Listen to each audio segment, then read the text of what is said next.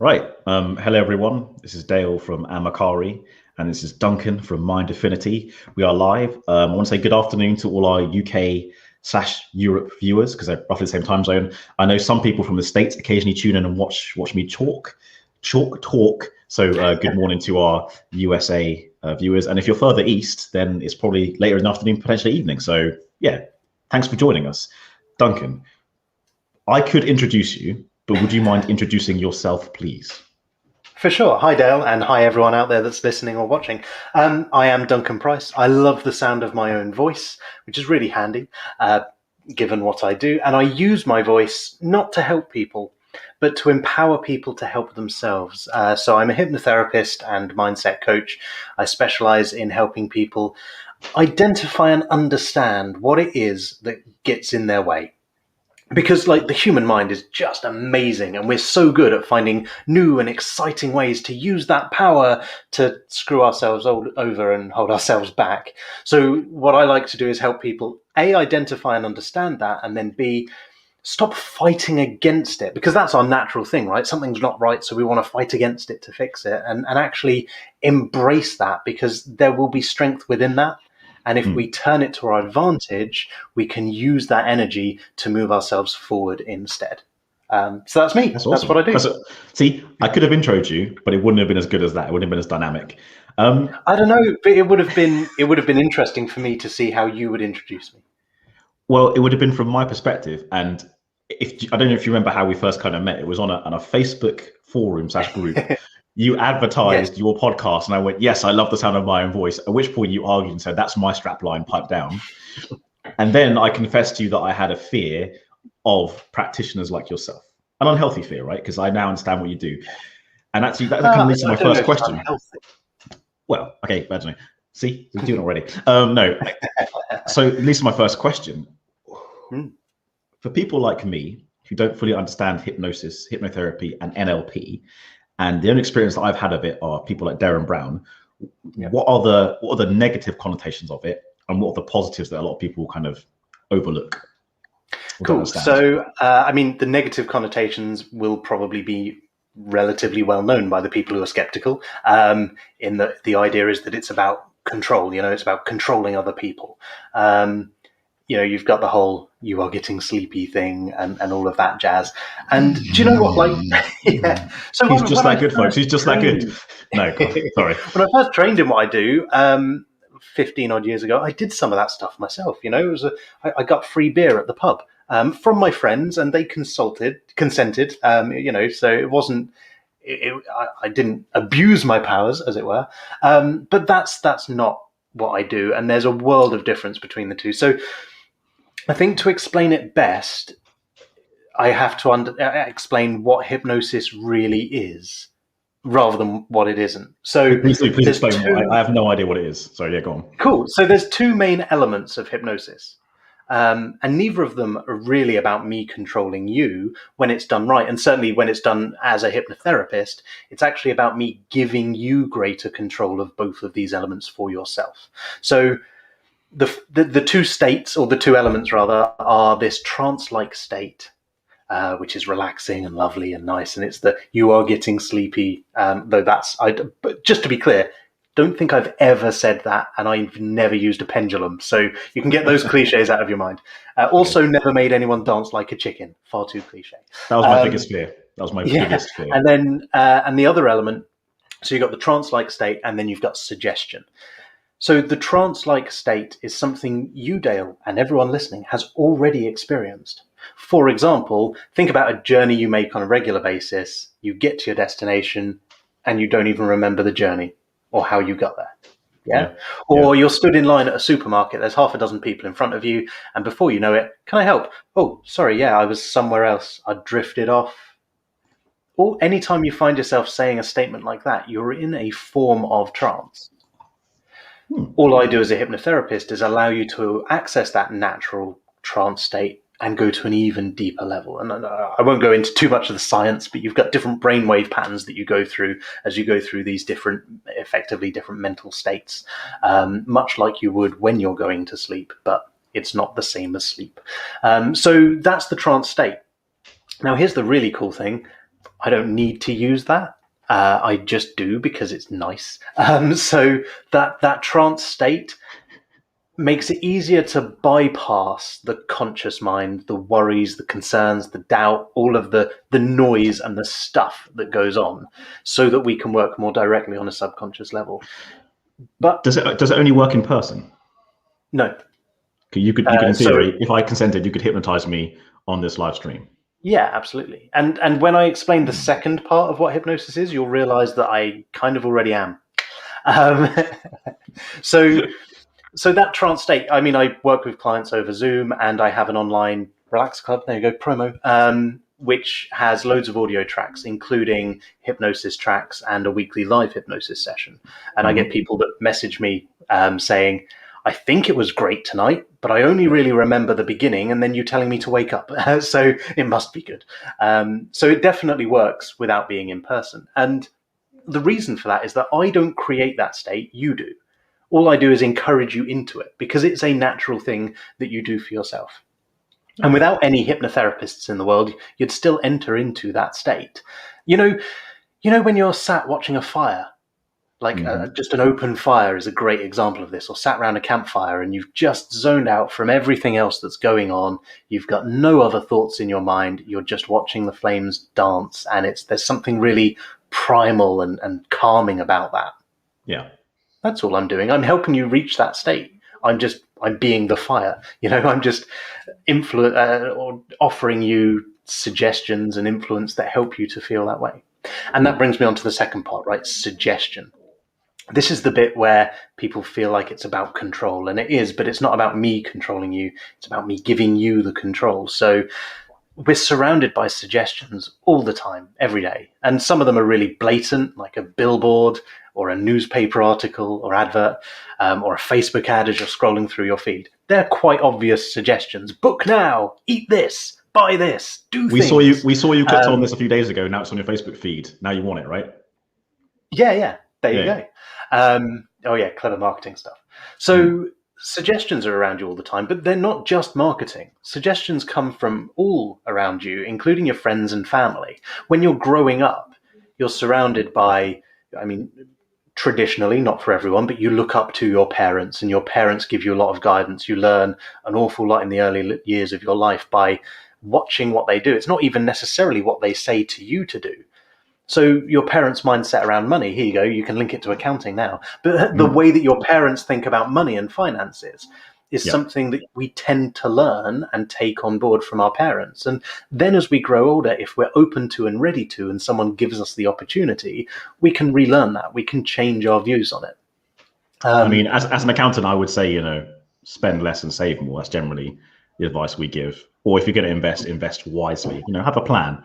But this isn't about me. This is about you. Also, on a side note, sorry, again, can I give a shout out? You mentioned marketing, and I know that Lucas from Plain English Law is here. He's a marketing wizard. So again, thank you for joining us, Lucas. It's good to see you here. I don't know if anyone else can see him on the chat or anything, but he's here and he's a cool dude. Sorry. Hi, Lucas. He's a good guy.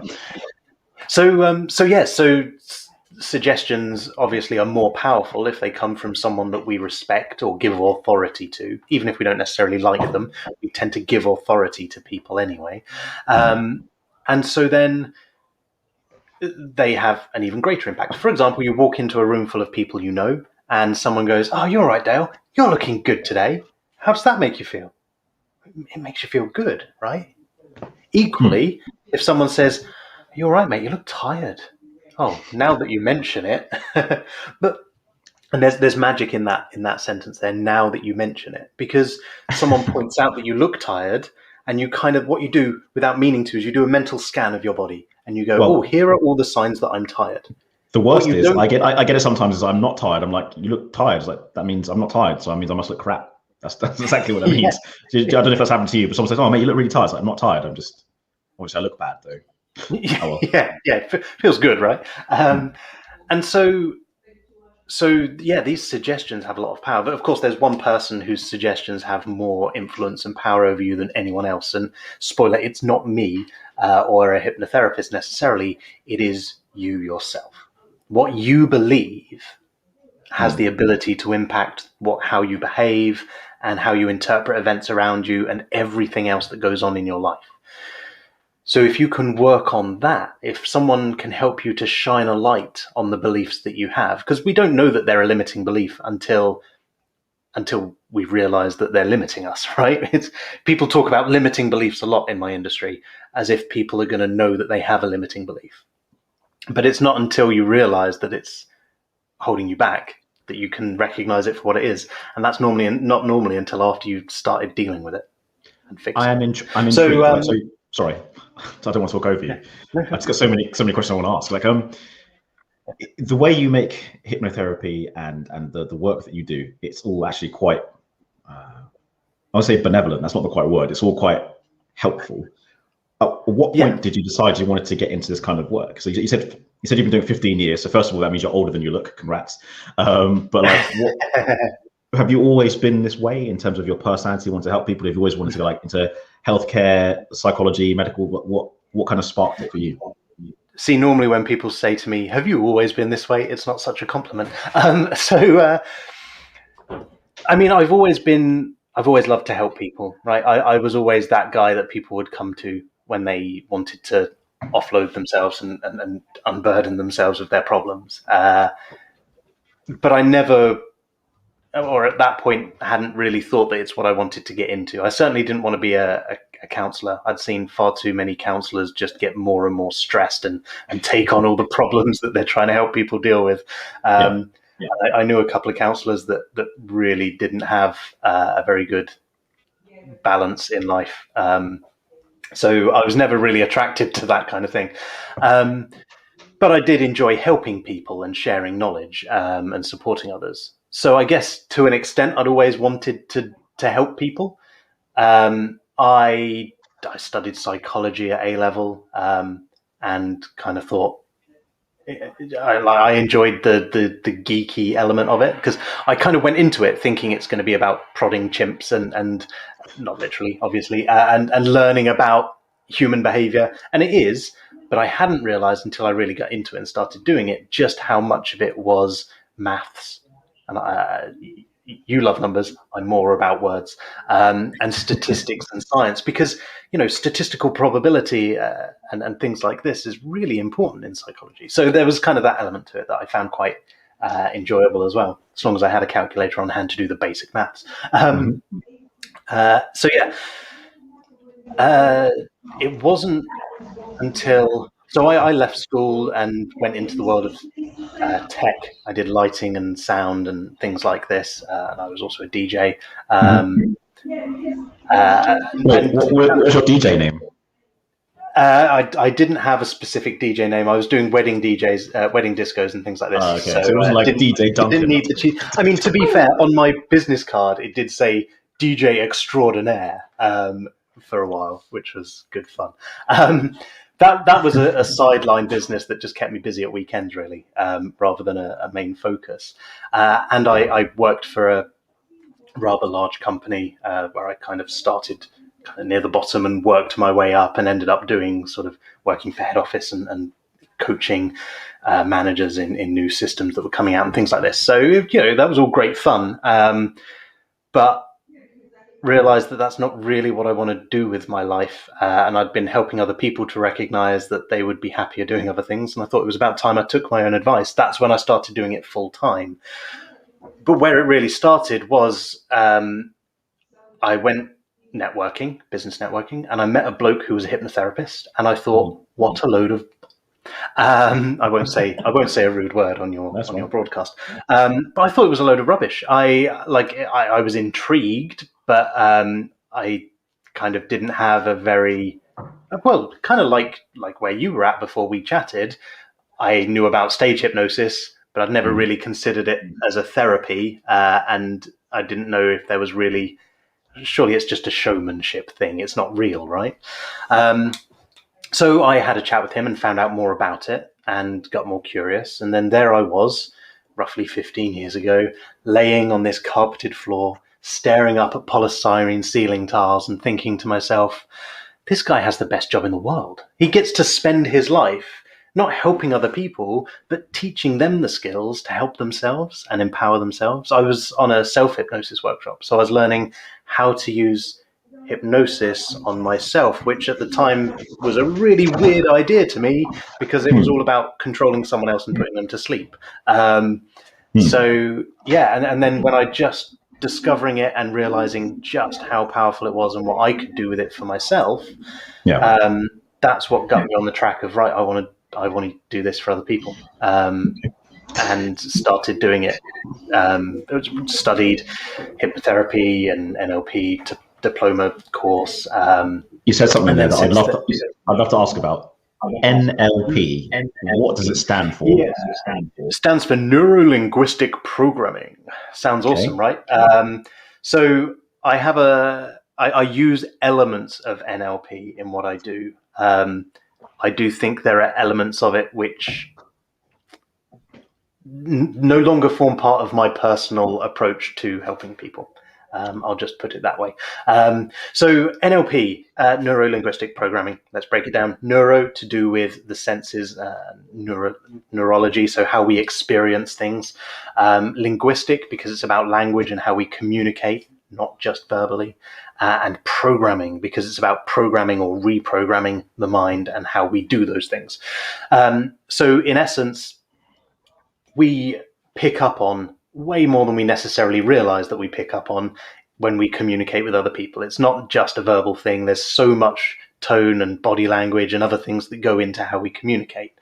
And we also give off a lot of information that same way. What NLP does is it helps, it recognizes the programs that we're running based on the way that we interpret things and the way that we understand the world, and then uses that to make adjustments, basically. So, for example, if you've got a fear of spiders, it's like you've got an application. So NLP likes to talk a lot from, a modern IT. I don't have a fear of spiders, but spiders and I have like an agreement. No, actually, let's go further. A covenant. And I'll explain, right?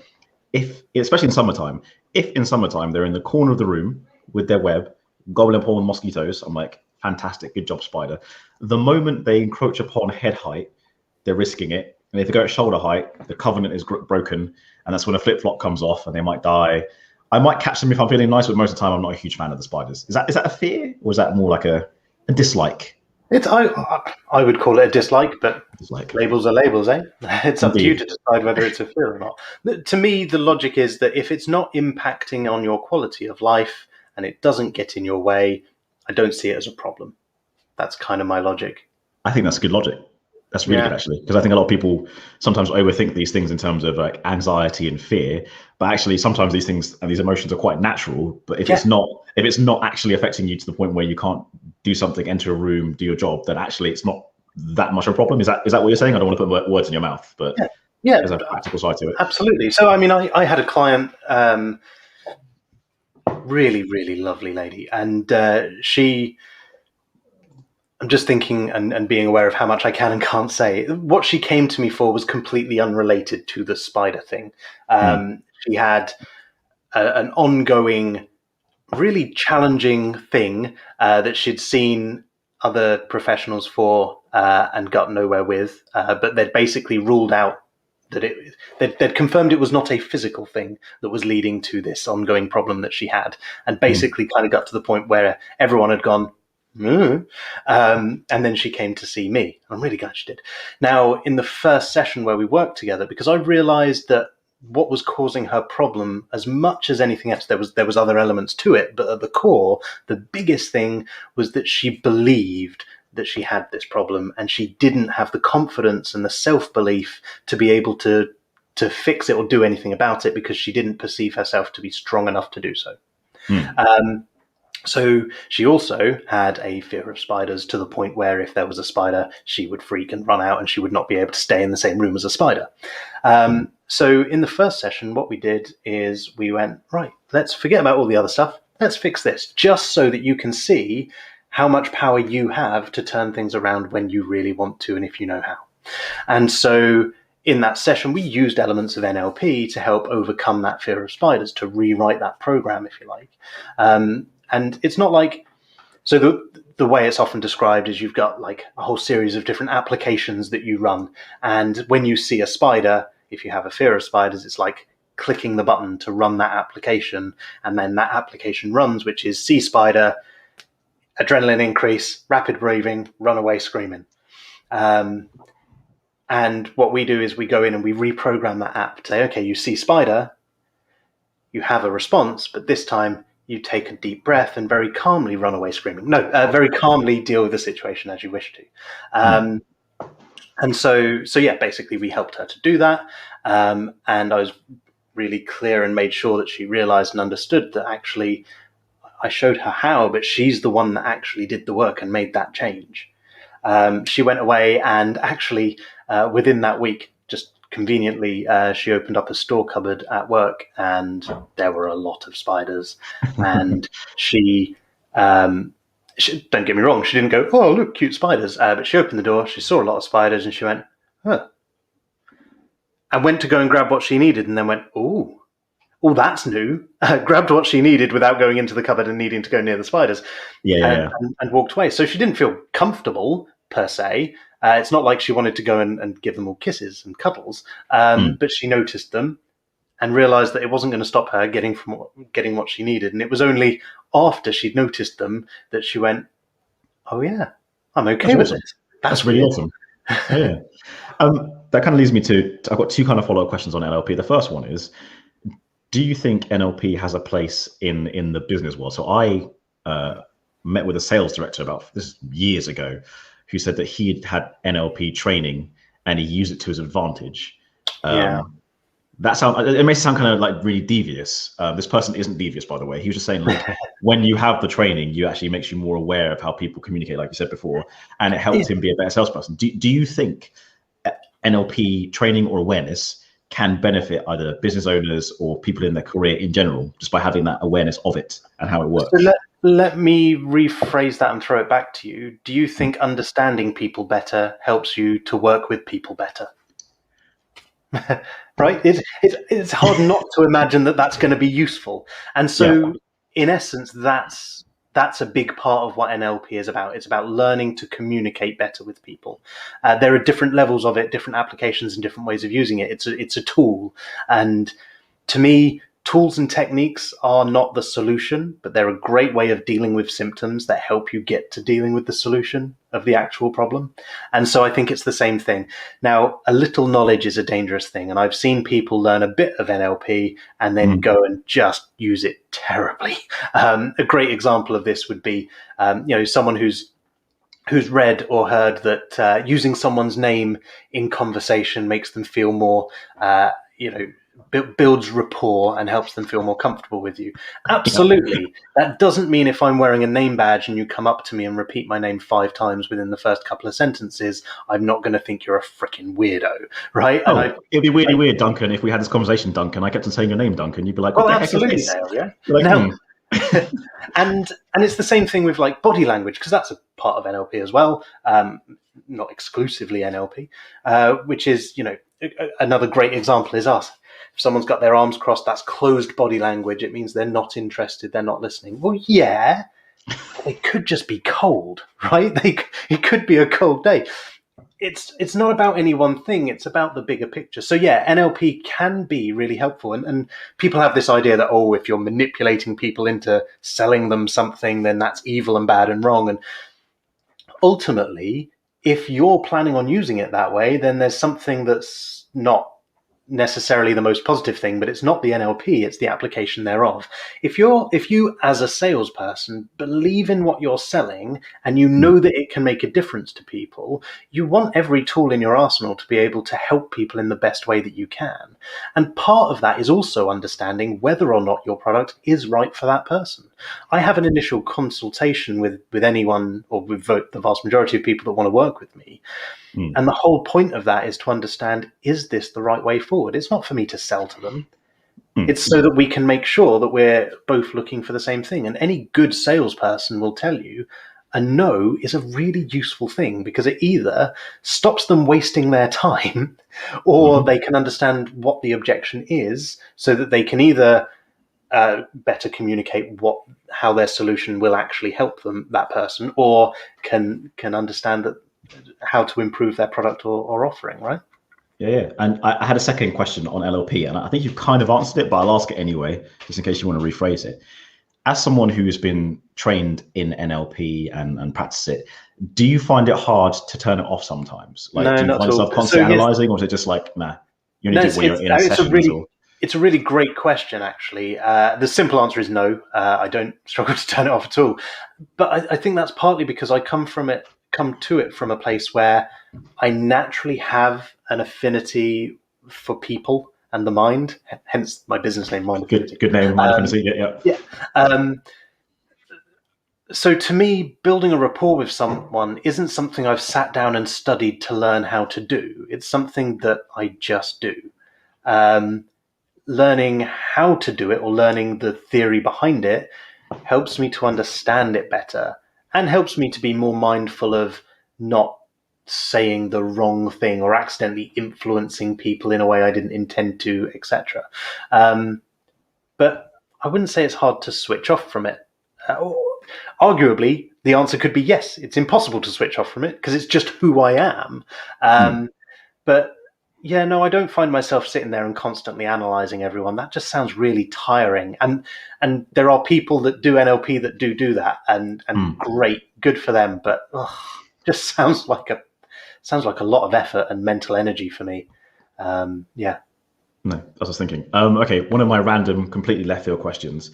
In your experience, does music or different musical genres have an indication, or I don't know, an affinity to certain mind types or the way people think or relieve stress? And that's a very broad question, and lots of words have been used. But like, have you I noticed that? Is love there like it. a correlation between, Yeah. classical versus So metal versus, or like, does that make sense? yeah, it makes absolute sense. So the first thing I'll say is I'm about to make a load of generalizations, and Well, please generalizations do, please do. are slightly dangerous, right? But they're generalizations because they generally apply. I'm not saying I tar everyone with the same brush. But yes, would be the simple answer. In the same way that you could say, is there a correlation between people that do this and people that do that? It doesn't necessarily mean that it's causal. So it might not be because they listen to this music, they are this kind of person, or vice versa. Just that there tends to be natural patterns. So a great example of this for me personally is certainly growing up, I was a massive metalhead. I mean, I appreciate all genres of music. We've discussed this briefly on when we did my podcast, but I was a massive metalhead. And one of the first things I learned about that subculture is that, like, the mosh pit, right? The mosh pit, which to anyone who isn't metal sounds a bit weird and a bit scary. Can I just give a shout out to a friend of mine? His name is David, and he and I went to a metal gig. He kind of went by mistake, and he ended up breaking his finger in the mosh pit. And I share that story with everybody because it's hilarious and it will embarrass him. I don't know if he's watching right now, but I'll send him links to this later. But yeah, David got messed up in the mosh pit. Sorry, please continue. Beautiful. So yeah, for those who don't know, the uninitiated, a mosh pit is basically a whole group of sweaty people barging into each other at high speed in a big crowded mess while fast music is playing. That's pretty much it, right? Is that a good description now? That's an accurate description, yeah. Yeah. And of course, people do sometimes get hurt or break their finger, like Dave did. And sometimes stuff like that happens. But more often than not, at some point, someone will fall over or trip or whatever. And when that happens, every single person around them stops and helps them to their feet. In my experience, and from that's what my I experience see. too. Yeah. Yeah. Now, as an outsider to the group, you'd think, oh, metalheads, they look the traditional stereotypical metalhead, big burly man, large beard, looks quite angry and aggressive, but they're generally the softest, nicest people. And a lot of the time, I think, because they're used to being, on the fringe or alternative, they're kind of excluded, they're not mainstream. A lot more people who have found that kind of interest didn't feel like they fit in with mainstream culture, and so therefore tend to have either been bullied or just naturally ostracized themselves from certain settings. And so most people in those circles understand what it's like to feel marginalized, and so therefore are less likely to inflict that upon other people. Now, as I said, massive generalizations there. but yeah, you see that. So I don't think it's necessarily specifically down to the music, but I think certain types of music that you listen to will influence the people that you spend time with. And I mean, I spoke about influence, right? That suggestions is part of what I do, and suggestions are just a form of influence. And we are constantly shaped and formed by the influences around us. And we have the power to choose which influences we take on board and how we allow them to impact us. But we need to first be aware of them as influences to make that choice. And if we're constantly listening to music that's telling us that the world is a terrible place and all people are awful, ultimately we're putting a lot of influence around us that's suggesting that. We're more likely to start to believe it. And if we're surrounded by influences, be that music or anything else, that are telling us to smile and be happy, we're more likely to do that. And that can come in different forms, like Real Big Fish, cheesy kind of ska punk band, for those who don't know them. There's such juxtaposition with their music, for example, where you've got, it's happy syncopated rhythms and all of this going on, and horns, and yet they're singing "Life sucks," da da da da da, and like, I think music is powerful, right? It has the ability to really transport you and lift you up, but it also has the power to influence you in other less desirable ways. It's how you choose to use it, right? Oh, in that case, music on or off in the office. That's always a debate. What do you think? Oh, for me, it depends what task I'm doing. Generally on, and then that will influence what type. So if I'm seeing a client, or if I'm recording an episode going live like this, I'm not going to have music on in the background. Much appreciated. Not just for copyright reasons, but it's off-putting. And when I see clients, actually, I say music off. That's not true. When I see clients, particularly if I'm using trance-based hypnosis, then I'll have on. So I have a track that I developed myself and worked with a producer on, called Journey Deeper. It's an hour-long track, but it's specifically designed for hypnosis and to encourage that deeper trance state. So there's binaural beats of a theta wave. I've heard of those, and I've heard that, right. You can tell me this is ridiculous. The first time I heard about binaural beats was back in university, so many years ago. And a friend of mine was like, you can get these sounds that play white noise in your head that make you feel drunk. Is that true or false in your experience, or in your understanding of binaural? Like, can it be abused to give you drug-like simple effects? Answer, yes.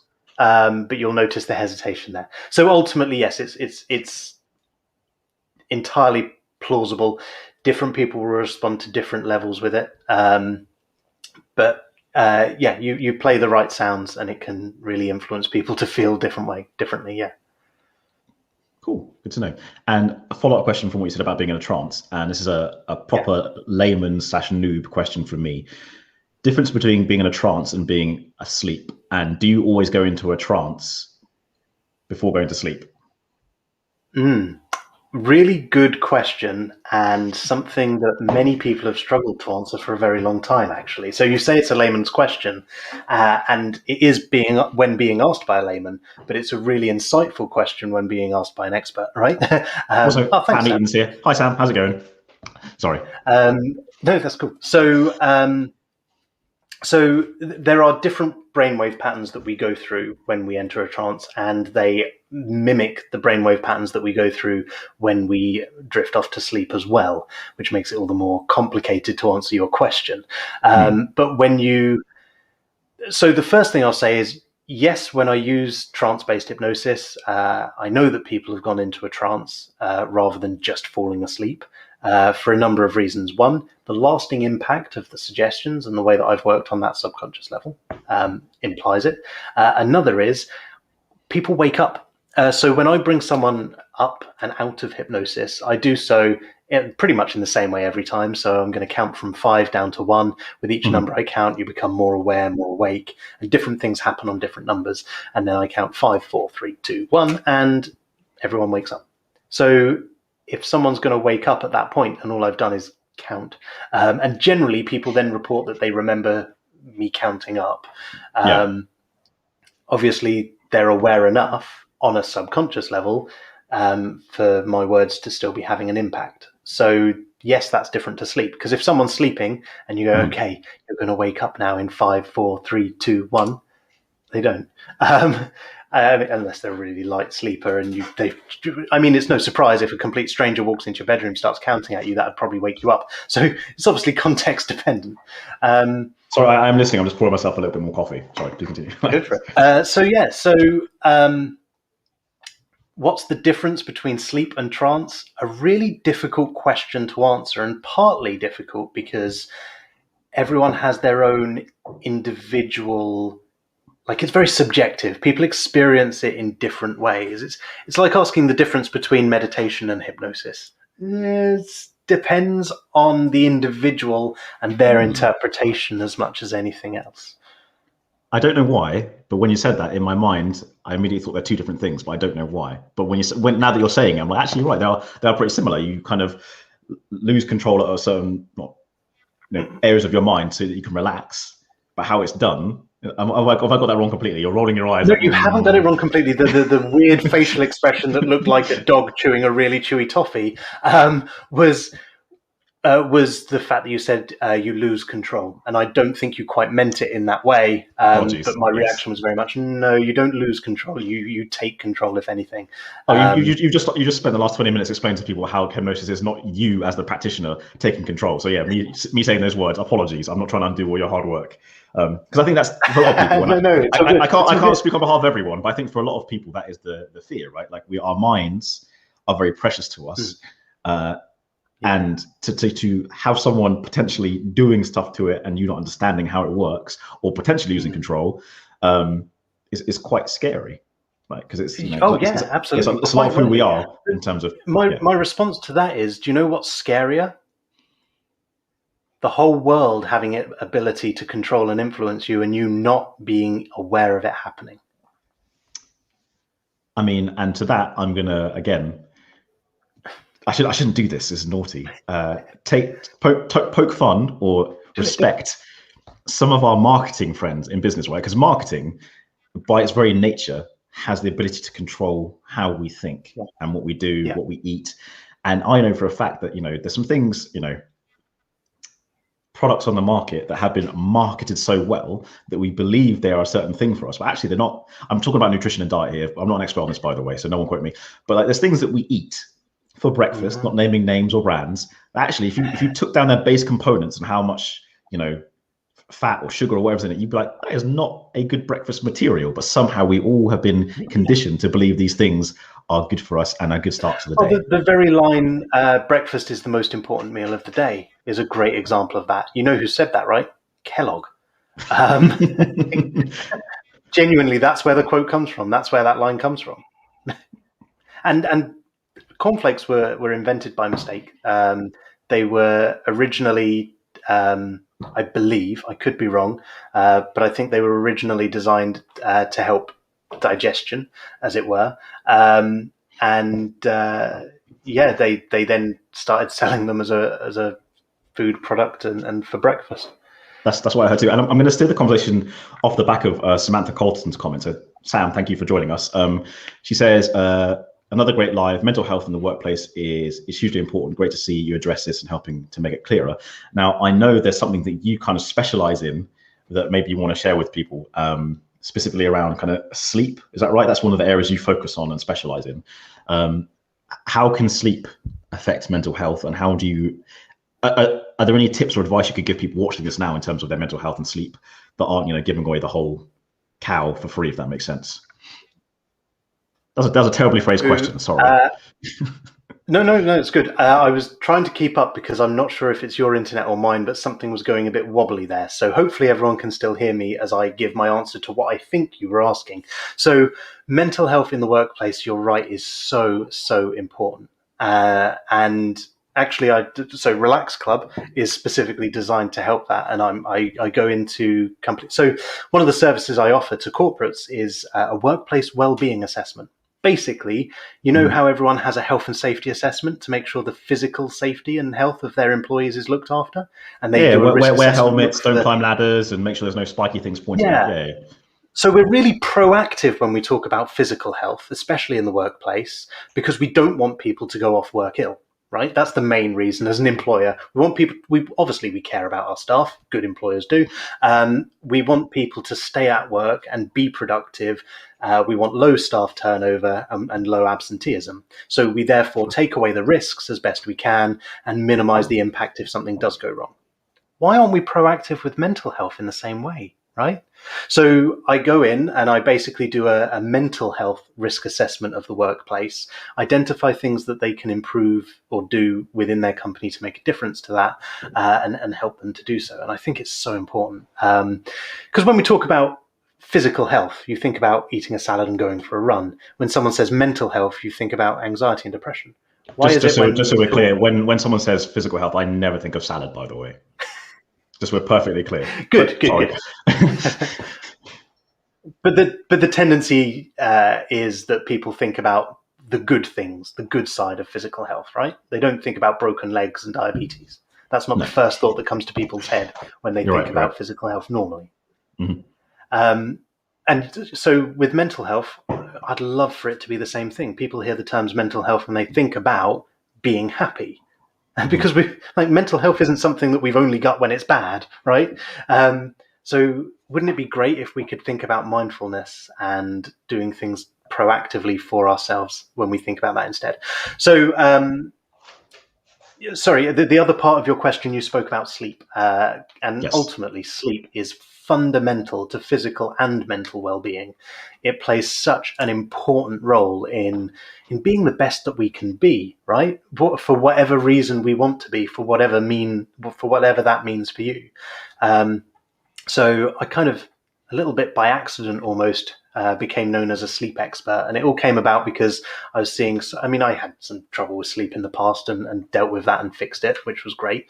But it all came about because I was seeing so many clients for like anxiety, confidence, stress, trauma related stuff. And they all had problems with their sleep as well. Because of course, when you're stressed, you don't sleep well. But equally, when you don't sleep well, you're more susceptible to stress. And resilience and dealing with all of the challenges of modern life is so much easier when you look after yourself first and when you've got better energy levels and when you're well rested. So sleep plays such a vital thing. So I started off, I kind of created a guide to enjoying better quality sleep. Look, I've got one right here. And here's one I made earlier, very Blue Peter-esque. Here's one I made earlier. I like it. That's cool. Created by my beautiful designer. When I first brought it out, it looked like a cheesy school project, to be honest. And he's just made it look amazing.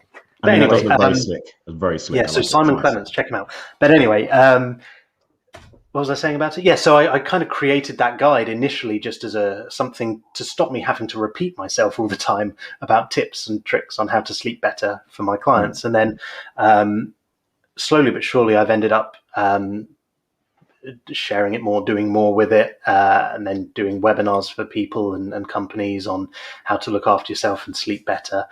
And I thought it was about time I started that I did one for myself under my own name rather than going into other companies to do it. So at the end of September, I'm actually running my next, or first actually, Mind Affinity Sleep Better webinar. And it's completely free. Cool. Because so what was the date again? 1st September, do you say? No, it's the 28th of September. It's the Tuesday. Okay. I think it's the 28th of September. Yeah, it's completely free. It'll be about an hour long, and then I'll stay behind afterwards to do a Q&A for anyone that has questions. Will I try and sell to you? Because like everyone loves these webinars where you sign up and it's just 40 minutes of someone doing a sales pitch at you. I will try and sell to you, but trust me, I will keep it as short as possible because I've got so much I want to say about sleep and so much value I want to share with you. The only thing I'll do is I'll mention this thing and that's it. Other than that, it's all going to be about giving value. And I'm really sorry, I missed a private chat question from Lucas from Plain English Law, and I'm going to read it out now. Hopefully it's still on topic because there's been a slight delay. It says, "Hi Duncan, you mentioned that people are usually unaware of their limiting beliefs, which also means there could be a lot of other potentially unpleasant things they are also unconscious of. How would you reassure people who are interested in NLP but anxious about what they might unwittingly discover in the deep recesses of their minds? Wow, that's amazing question. That's a Thank you powerful so question. much for asking that. Yeah, again, that's Yeah, Lucas from really Flaming good. Store. Okay, Great guy. so I work with a lot of people who have been through some really traumatic events, and a lot of the time people come to me because of anxiety, and when we get into it, actually the anxiety has been caused by some real trauma when they at an earlier point, often when they're surprisingly young, and it's really nasty stuff sometimes. So yeah, it's a great question, and that does happen. What I would say to reassure people is speaking about it doesn't make it a bigger problem. It just makes it a problem that you can deal with and move on from. So if you're at the point where you've got something like that in the deep recesses of your mind, I can guarantee it's impacting upon you. It's affecting you one way or another. Wouldn't it be better to know what it is that's affecting you and be able to do something about it, rather than keep burying it and holding on to it and not understanding why it's causing discomfort and challenges in other areas of your life? I guess that's kind of the first thing I'll say on it. The other thing is just pick the right person to work with. Like I've been doing it for a long time. I know a lot about it. I've got a great deal of experience. I'm more than happy to have a chat with anyone. Even if they don't like me and don't want to work with me, that's fine.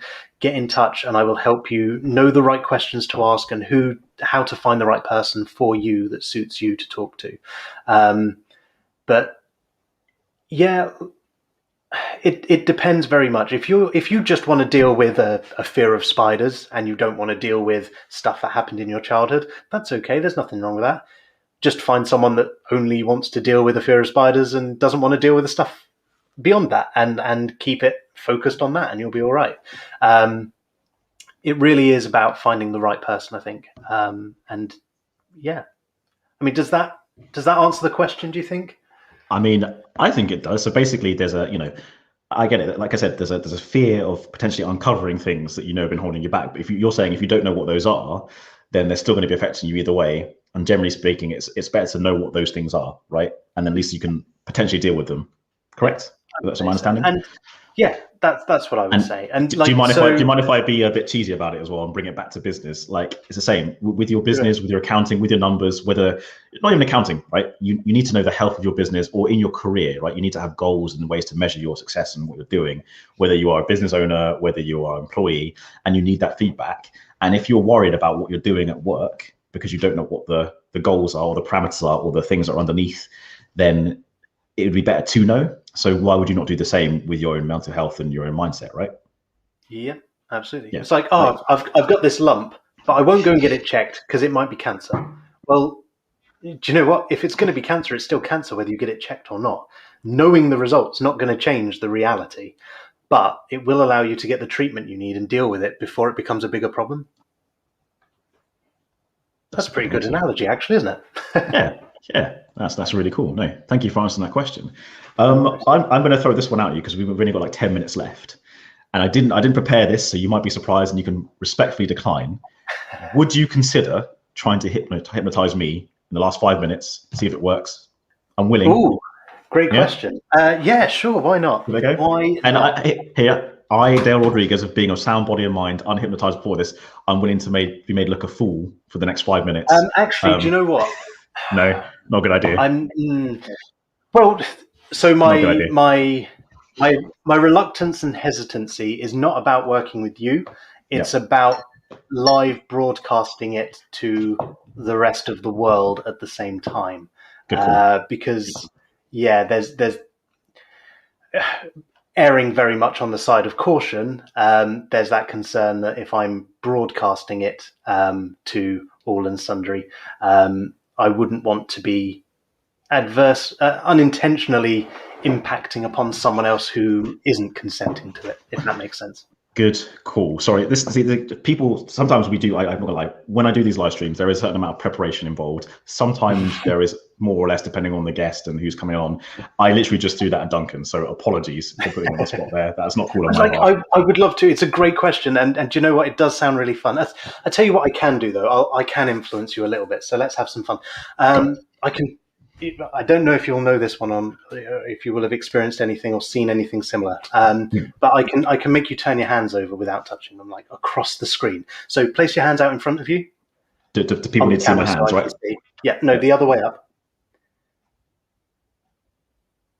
Is that it? No, start the other way up, and we'll go from there. All right, and there you go. You turned your hands over without me touching them. Now, obviously, yeah, I know it's cheesy, and you stopped and you asked because you kind of saw it coming. But my point there is that actually influencing someone, people have this idea that it needs to be this weird mysticism involved and dangling pocket watches or looking into my eyes or whatever else. And the reality is, if people really want to be influenced, then they will be. And if they don't, then they won't. Because I don't control people. I give you the ability to take control and to choose to embrace my suggestions. In that situation, it was very much about, okay, if someone knows that they're being influenced and doesn't want to be, or, has resistance to it, which in this case, to a point you would, because as much as you want to experience it, there's that challenge there. You also kind of want to make it a challenge, right? You want it to be a real thing. You don't just want to do it for play. So creating a situation where you're willing to comply without realizing that you're complying is far more useful than just a direct battle of wills where it's like, I'm going to control you. No, you're not, which is just never going to work. I love it when I get a client that's really resilient, really resistant. Mm-hmm. So a great example, I had a guy that came in. He was ex-squaddy, and he was very kind of almost complete stereotype, broad-shouldered, big guy, loves to do a barbecue. Strong mental fortitude as well. Yeah. I can imagine that. Oh, absolutely! Like especially some of the stuff that he had been through. And if I'd sat him down in the chair and gone, right, let me play some lovely music and burn some incense and just picture a nice relaxing beach, probably, especially a beach, probably not the best thing, right? So you need to adjust and adapt your approach to suit. And actually what I did with him was we used what's known as a confusional technique, which sounds worse than it is. Basically, the aim is get the conscious mind really busy, thinking of lots of things rather than trying to shut it down, which is pretty hard work, actually. It's designed to think, but get it busy thinking about lots of different things. And it's too distracted to notice that you can then kind of take that back door to work on the subconscious stuff and make a difference in a different way. So, there's always a different approach to suit the individual that you're working with. Cool. I realize we're coming up to almost an hour. And I didn't even realize that, by the way. It's been absolutely fantastic just hearing you speak and explain about what you do and, just kind of demystifying it all. I think there's two things I need to ask you before we round this off. The first one is we've had this scrolling across the bottom the whole time. I was just thinking about that. How to be ACE. Obviously, that's an acronym, ACE. What does it mean? Why do you say it? Why do you mean it? Could you just, again, expand on it a little bit more? Absolutely. Are you ready for me to be really cheesy here? Okay, so how to ace your life in 3, 2, 1. I did my fingers the wrong way around. There's 3, 2, and 1 areas of focus that will make your life ACE, and it is an acronym. So A stands for AIR, AIR. Okay, that's right, an acronym within an acronym. Crazy. So step 1 is AIR, AIR, and this is basically in life you are responsible for 3 things, and that's it. Just 3 things, in my opinion. I'm responsible for 3 things, and that's it. Those 3 things are your actions, the stuff you do. I mean, it's fairly obvious. I don't think anyone's going to disagree. If I decide to punch you, that's an action that I've taken. I'm responsible for that, right? Correct. If I park badly, I'm responsible for having parked badly. Yeah? Actions. We're also responsible for our inactions, the things we don't do. So if I get a letter through saying you've parked badly, please pay us this money, and I don't respond, and then it costs me more money because I didn't answer within a set amount of time, that's my inaction, my not doing anything that led to me needing to pay a bigger fine. I can't blame the parking company it's my fault that I parked there, and it's my fault that I didn't take action to deal with it sooner, right? Actions, inactions. And the final one is your reactions. You're just as responsible for the way you react, and more importantly, I guess, respond in a situation. So someone else may have chosen to act in a particular way or enact in a particular way. It's up to me how I respond to that. And it's very easy to have a pattern of behavior that you're used to where when someone does this, I respond this way, but you can control and change that. Now, when I say that, just want to make it clear, what I'm not saying is that you can control how you feel about it, right? Because however you feel in any given moment is exactly how you should feel, right? There is no should when it comes to feelings, right? Okay. You feel Yep. guilty about something, that's okay. You feel relieved that a family member has passed on that you were like really busy looking after. It doesn't mean you're relieved that they're gone. It means that you're relieved to have that time back. That's okay too. You feel guilty about feeling relieved by it, that's all right. However you feel is fine. But what you do with that is up to you.